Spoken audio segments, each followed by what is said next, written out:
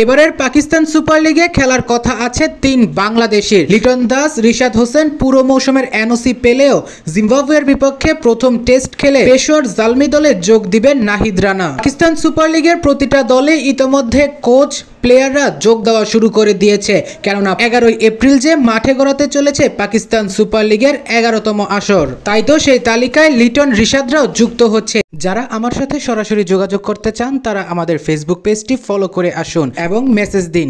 এছাড়াও সকল instant update সবার আগে এখন থেকে ফেসবুক পেজে দেওয়া হবে, লিংক ডেসক্রিপশনে পেয়ে যাবেন। এই যেমন রিশাদ হোসেন পিএসএল খেলার উদ্দেশ্যে 5 এপ্রিল রওনা দিবে বাংলাদেশ থেকে।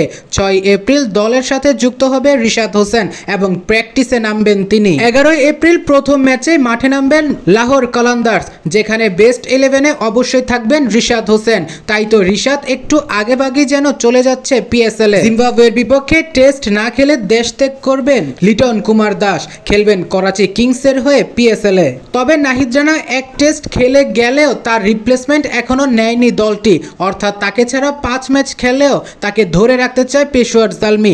অর্থাৎ প্রথম টেস্ট খেলেই নাহিদ রানা উড়াল দিবেন পেশোয়ার জালমির দলের হয়ে খেলার জন্য। অর্থাৎ আগামী 6 এপ্রিল রিশাদ হোসেনকে দেখা যাবে লাহোর কালান্দার্সের প্র্যাকটিস জার্সিতে মাঠে। শুভকামনা রইল এই 3 বাংলাদেশির জন্য। অবশ্যই বাংলাদেশি হয়ে যেন ভালো কিছু করতে পারে, এটাই প্রত্যাশা।